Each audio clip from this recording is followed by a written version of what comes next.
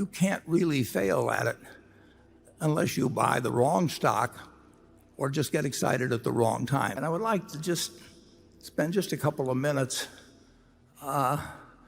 giving you a little perspective on how you might think about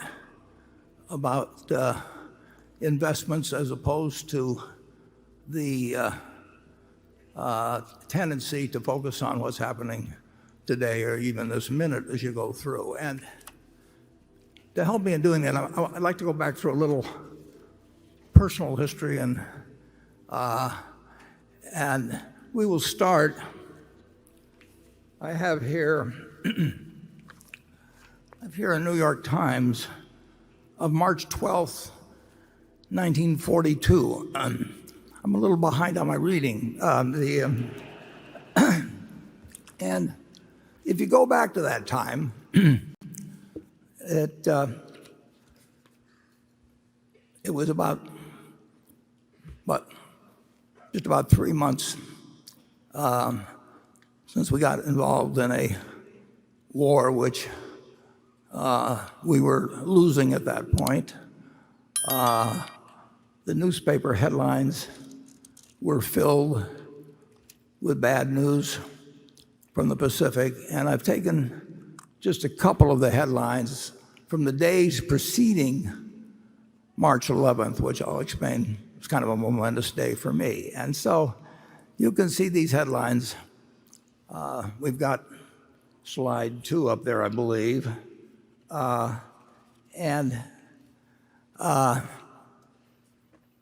we were in trouble, big trouble, in the Pacific.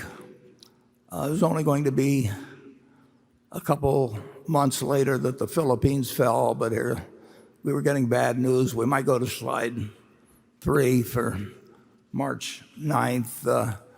I hope you can read the headlines anyway. The price of the paper is 3 cents, incidentally. Let's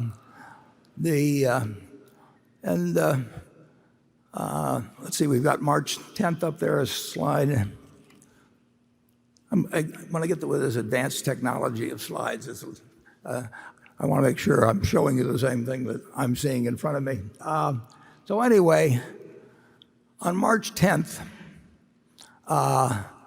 when again, the news was bad. Foe clearing path to Australia. And it was like, the stock market had been reflecting this. And I'd been watching a stock called City Service Preferred Stock, which had sold at $84 the previous year. It had sold at $55 the year before, early in January, 2 months earlier. And now it was down to $40 on March 10th. So that night, despite these headlines, I said to my dad, I think I'd like to pull the trigger, and I'd like you to buy me three shares of City Service Preferred the next day. And that was all I had. I mean, that was my capital accumulated over the previous 5 years or thereabouts. And so my dad the next morning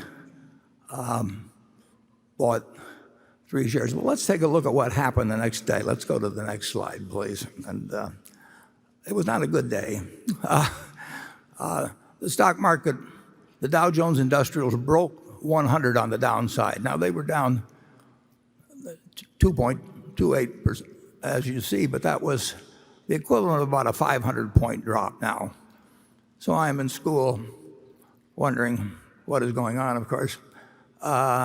Incidentally, you'll see on the left side of the chart, the New York Times put the Dow Jones Industrial Average below all the averages they calculated. They had their own averages, which have since disappeared, but the Dow Jones has continued. So the next day, we can go to the next slide, and you will see what happened. The stock that was at 39, my dad bought my stock right away in the morning because I'd asked him to, my 3 shares. And so I paid the high for the day. That 38 and a quarter was my tick, which is the high for day. And by the end of the day, it was down to 37, which was really kind of characteristic of my timing in stocks that was going to appear in future years. But it was on what was then called the New York Curb Exchange, then became the American Stock Exchange. But things, even though the war until the Battle of Midway looked very bad, and if you'll turn to the next slide, please, you'll see that the stock did rather well. You can see where I bought it, 38 and a quarter. And then the stock went on actually to eventually be called by the city service company for over $200 a share. But this is not a happy story, because if you go to the next page, you will see that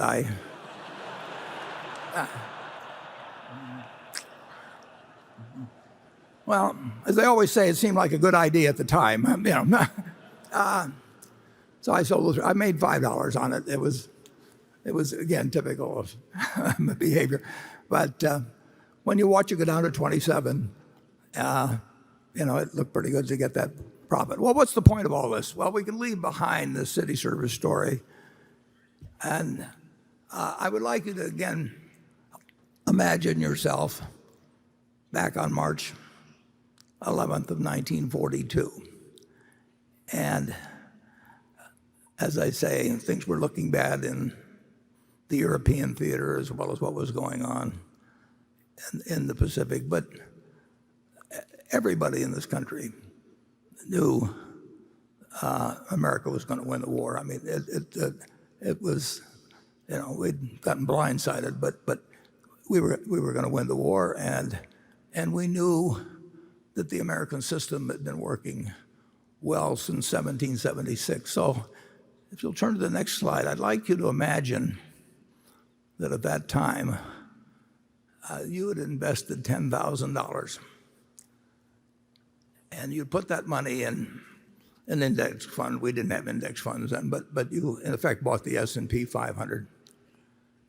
Now I would like you to think a while, and do not change the slide here for a minute. I'd like you to think about how much that $10,000 would now be worth if you just had one basic premise, just like in buying a farm, you buy it to hold throughout your lifetime and you look to the output of the farm to determine whether you made a wise investment. You look to the output of the apartment house to decide whether you made a wise investment if you buy an small apartment house to hold for your life. And let's say instead you decided to put the $10,000 in and hold a piece of American business and never look at another stock quote, never listen to another person give you advice or anything on the sort. I want you to think how much money you might have now. And now that you've got a number in your head, let's go to the next slide and we'll get the answer. You'd have $51 million and you wouldn't have had to do anything. You wouldn't have to understand accounting. You wouldn't have to look at your quotations every day like I did that first day. I'd already lost $3.75 by the time I came home from school. All you had to do was figure that America was going to do well over time, that we would overcome the current difficulties, and that if America did well, American business would do well. You didn't have to pick out winning stocks. You didn't have to pick out a winning time or anything of the sort. You basically just had to make one investment decision in your life. And that wasn't the only time to do it. I mean, I could go back and pick other times that would work out to even greater gains. But as you listen to the questions and answers we give today, just remember that the overriding question is, how is American business going to do over your investing lifetime? I would like to make one other comment because it's a little bit interesting. Let's say you'd taken that $10,000 and you'd listen to the prophets of doom and gloom around you, and you'll get that constantly throughout your life.